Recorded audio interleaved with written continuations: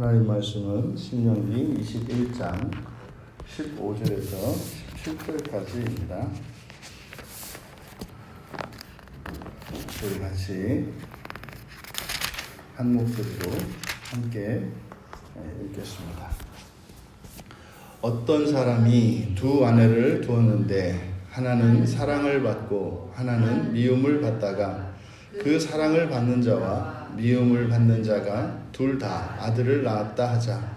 그 미움을 받는 자의 아들이 장자이면 자기의 소유를 그의 아들들에게 기업으로 나누는 날에 그 사랑을 받는 자의 아들을 장자로 삼아 참장자 곧 미움을 받는 자의 아들보다 앞세우지 말고 반드시 그 미움을 받는 자의 아들을 장자로 인정하여 자기의 소유에서 그에게는 두 몫을 줄 것이니 그는 자기의 기력의 시작이라 장자의 권리가 그에게 있음이니라. 아멘.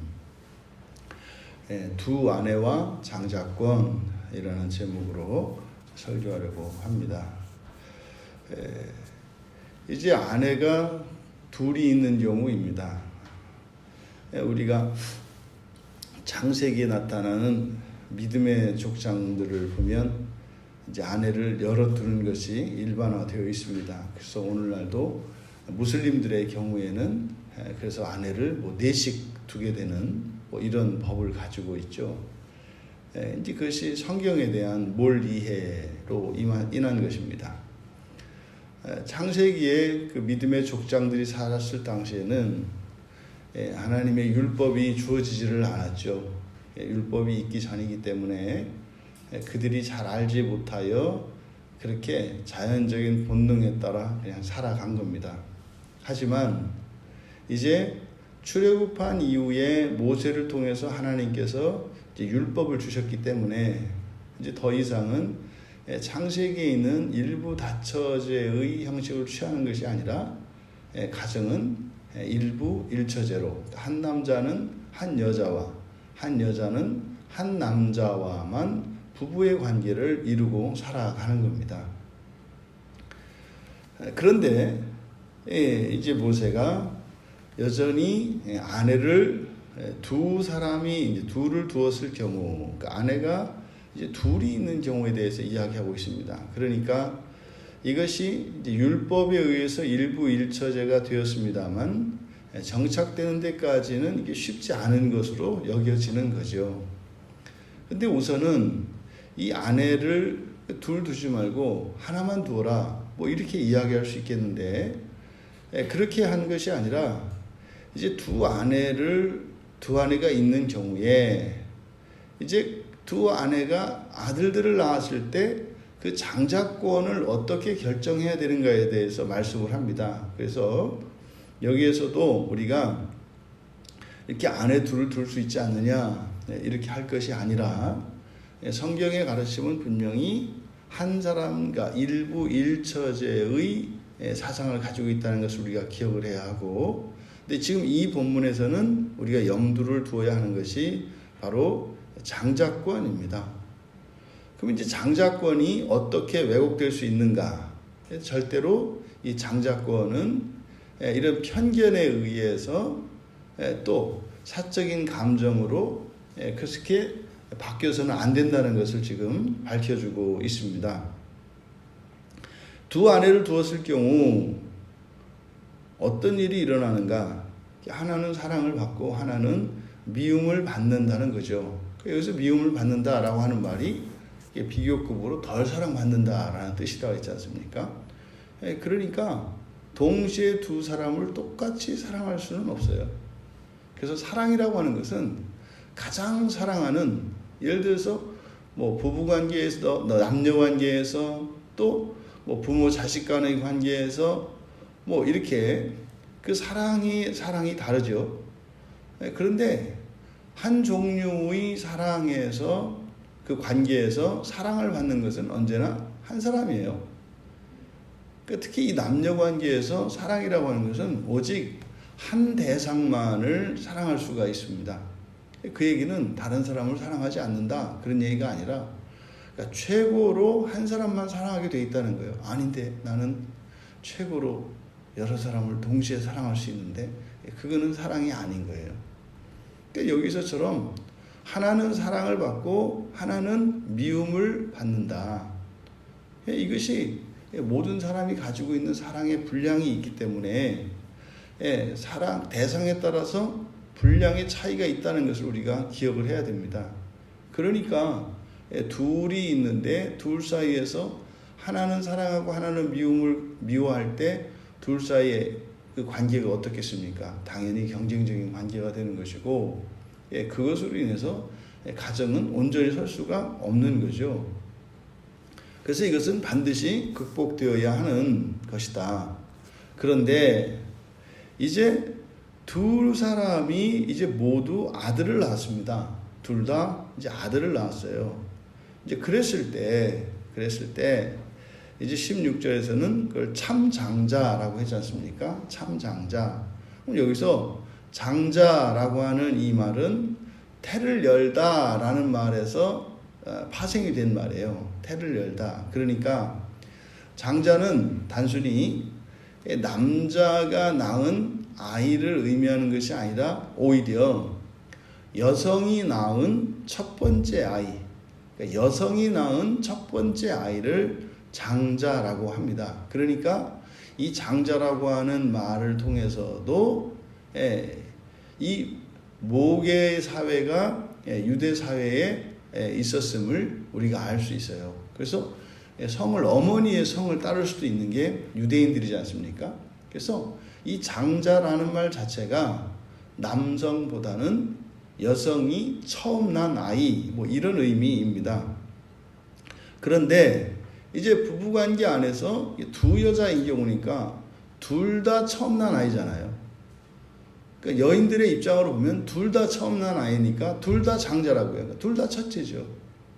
하지만 바로 그 장자권은 아버지를 계승하기 때문에 그래서 그 아버지로부터 또 그 순서를 따져야 되는 거죠. 그래서 여인으로서는 첫 번째 난 아들이요. 그리고 이렇게 아내가 둘 이상이 있는 경우에 그 아버지로부터 처음 난 아이, 이게 이제 참장자입니다. 그러니까 이 참장자라고 하는 것은 이것은 객관적으로 그냥 이렇게 정해져 있는 거죠. 근데 성경이 지금 우리에게 말씀하는 것은 아내에 대한 사랑의 여부에 의해서 장자권이 바뀔 수도 있다는 거죠. 그래서 뭐 이제 구약 성경에 이제 보면 대표적인 것이 뭐 믿음의 조상인 아브라함 아닙니까? 또 야곱도 마찬가지고요. 그러니까 아브라함이 원칙적으로 낳은 뭐 첫 번째 아이는 이스마엘 아니에요. 이스마엘이 사실은 장자죠. 그런데 여호와 하나님께서 그를 기뻐하지 않으시고 장자권을 옮깁니다. 이삭에게 옮기시죠. 왜냐하면 하나님께서 아브라함에게 주시기로 하셨던 약속된 아이가 아니었죠. 그러니까 이스마엘은 이 세상에서는 장자예요. 근데 이삭은 하나님 나라의 장자가 되죠. 또 이스라엘 민족의 직접적인 시조인 야곱, 이스라엘로 개명이 돼서 그 민족의 이름이 되었지 않습니까? 그들의 할아버지가 그들의 직접적인 조상이 이스라엘이라는 뜻이죠. 그러니까 이스라엘에게도 뭐 아내가 넷이 있었지 않습니까? 그리고 사랑한 것은 동생 라헬인데 결혼하기는 언니 레아하고 먼저 결혼했단 말이죠. 그래서 레아에서 나왔던 그 루벤이 장자인데 그 장자가 죄를 범함으로써 장자권을 박탈을 하지 않습니까? 그러니까 이 장자라고 하는 것은 정해져 있어요. 하지만 우리가 성경의 가르침을 통해서 보면 장자권도 영원한 것은 아니다. 바뀔 수가 있다는 거죠. 그리고 이 세상 나라의 장자권이 있고 하나님 나라의 장자권이 있다는 거예요. 그러니까 우리가 혈육으로는 이 세상에서는 장자일지라도 그 사람이 또 믿음의 장자가 장자는 따로 있을 수 있다. 그게 이제 대표적인 것이 야곱의 아들들입니다. 그래서 야곱의 아들들에게는 실질적으로 이 혈육의 장자로서는 루벤입니다만 그 장자권이 다 나뉘지 않습니까? 우리가 하지만 이 장자라고 하는 참 장자라고 하는 것은 그 자녀 태어난 아이의 어떤 능력이나 상태나 그 아이에게 원인이 있는 것이 아니라 그것은 철저히 부모에게 달려 있는 것이죠. 그러니까 그 부모로부터 처음 낳은 아이이기 때문에 장자가 되는 것이고, 그리고 장자권이 하나님에 의해서 그에게 부어지는 겁니다. 그러니까 이것은 인위적으로 사람이 바꿀 수가 없다는 거죠. 그래서 결코 미움을 받는 아이가 참 장자인 경우에 사랑을 받는 아내가 낳은 그 아이가 또 이 참 장자, 그러니까 맨 처음 태어난 그 아이보다 아이를 능가하는 그런 재산 상속을 받을 수 없다. 그러니까 이 장자권이 중요한 게 뭡니까? 2배의 상속이에요. 아버지의 재산을 나눌 때에, 상속을 받을 때에 장자는 2배로 받게 되어 있기 때문에 이것이 중요한 거죠. 그러면 사랑하는 두 아내를 두었을 경우에 그것이 그 부모가 낳아서 장자권이 주어지는 그것을 부모 자신도 그 장자권에 대해서 임의로 바꿀 수 없다는 것을 가르쳐 줍니다. 율법은 하나님 나라를 목표로 살아가는 성도들이 지상에서 지켜야 하는 것입니다. 그러니까 이것은 지상을 사는 동안 하나님 나라를 향해서 어떻게 살아갈 것인지를 가르쳐 주신 것이 율법이기 때문에 율법을 따라야 하는 거죠. 그러면 이 장자권과 관련해서도 이것은 하나님이 정하여 주신 그 법칙, 그 율법을 벗어나서는 안 된다. 두 번째로 이 가정생활에 관한 율법에 있어서 그래서 일부 일처와 그리고 장자권에 대한 이것을 우리가 따라야 한다. 그리고 두 번째로는 부부의 순결입니다. 부부의 순결은 이제 성경 안에서 이런 성적인 타락은 영적인 타락으로 연결이 됩니다. 그래서 이 부부의 순결은 일부 일처제라고 하는 이것을, 이 제도를 통해서 부부의 순결이 유지가 되어야 하는데 이것은 영적인 순결로 직결되어 있습니다. 그러니까 우리에게 한 하나님이 계시죠. 그래서 이것이 부부관계 안에서도 한 배우자만 두어야 하는 것이다. 그러니까 단순히 부부관계 안에서 일어나는 것은 이것은 사람의 뜻대로가 아니라 하나님이 세우신 가정제도이기 때문에 이 가정의 법칙은 하나님의 율법에 따라야 한다. 그리고 이제 세 번째로 앞에서도 살펴보았던 것처럼 이제 성경의 인물들을 보면 이제 두 아내를 두는 경우들이 있어요.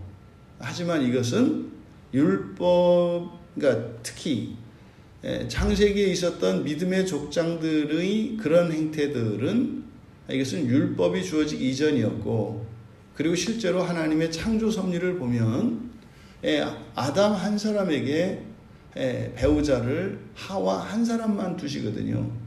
그것이 하나님의 창조 섭리 안에 맞는 거죠. 근데 실제로 이제 이스라엘의 역사를 보면 율법이 주어졌고 가나안 땅에 들어가서 정착을 하고 왕조를 살아가는 동안에도 해결되지 않은 부분이 바로 이 일부 다처입니다. 그러니까 여러 아내를 둠으로써 실제로 이스라엘의 역사 속에서 그 왕가의 가정이 우상 숭배에 빠지게 되는 결정적인 요인이 되는 경우들이 많습니다. 그래서 특히 왕에게 여러 아내를 두지 말 것, 많은 아내를 두지 말 것에 대해서 경고하고 있는데, 그것은 왕에게만 적용되는 것이 아니라 특별히 왕의 가정에서 이러한 문제가 생기게 되면 그것이 국가 전체에 영향을 미치기 때문이었습니다. 이 두 아내를 두은 경우에 장자권에 대해서 그것을 변개치 말 것, 임의대로 바꾸지 말 것에 대해서 주시는 이 말씀, 이것은 오늘날 우리들에게는 이것이 언약의 신실성에 대해서 가르쳐 줍니다. 그러니까 하나님께서 정하신 그것에 대해서 사람으로 하여금 그 순서를, 장자권을 이제 임의대로 바꿀 수 없게 하신 이것을 통해서 마치 우리가 예수 그리스도를 믿고 이제 양자가 됩니다. 그랬을 때 하나님이 아버지로서 우리를 자녀를 삼으셨기 때문에 바로 부모와 자녀의 관계라 하더라도 부모가 일방적으로 이 자녀의 신분과 권리에 대해서는 침해할 수 없다고 하는 이 말씀을 통해서 우리가 이제 예수 그리스도 안에서 장자 되시는 예수 그리스도 안에서 우리가 이제 양자되어 하나님의 자녀가 되었는데 우리에게 장자권은 없을지라도 그리스도 예수를 통해서 우리에게 주어진 이 자녀됨, 이 양자권에 대해서는 하나님조차도 임의로 바꾸실 수가 없다. 우리가 미운 짓을 좀 한다 하더라도 하나님이 결단코 우리를 버리실 수가 없다는 것을 우리가 알 수 있습니다. 그것은 우리로 하여금 오히려 더 죄를 짓게 하는 이유가 아니라 하나님의 사랑을 의심하지 않고 온전한 하나님의 사랑받는 자녀 되기 위하여 두려워할 것이 아니라 포기하지 말고 하나님의 은혜를 구하며 살아가야 할 것을 우리에게 교훈합니다. 오늘 하루 어쩌면 우리들에게 주어진 이 한날의 의미가 하나님의 사랑받는 자녀 되어가는 그런 날인지도 모르겠습니다. 또 한편으로 우리가 하나님을 더욱 사랑할 수 있는, 그러니까 우리의 육신의 부모가 우리를 낳아줘서 우리의 자녀 삼아주신 것이 감사한 것처럼 우리에게 믿음을 주셔서 예수 안에서 하나님의 자녀 되게 하여 주신 그 은혜를 감사하며 하나님과의 사랑을 회복하고 또 하나님의 사랑과 하나님을 향한 우리의 사랑이 더욱 성장하고 성숙해가는 오늘 하루 되시기를 주님의 이름으로 축원합니다. 존귀하신 하나님, 예수 그리스도 안에서 저희들을 자녀 삼아주신 그것이 결단코 하나님에 의해서 취소되지 않을 것이라는 믿음을 주시고 말씀을 주심에 저희들의 마음이 확정하여 저희들을 향하신 하나님의 사랑을 조금도 의심하지 말게 하시고 오히려 하나님을 향한 저희들의 사랑이 더 뜨거워질 수 있도록 소원하며 또한 하나님의 그 사랑을 더욱 친밀히 느끼며 살아가는 한날 한날이 되게 하옵소서. 감사하며 예수님의 이름으로 기도하옵나이다.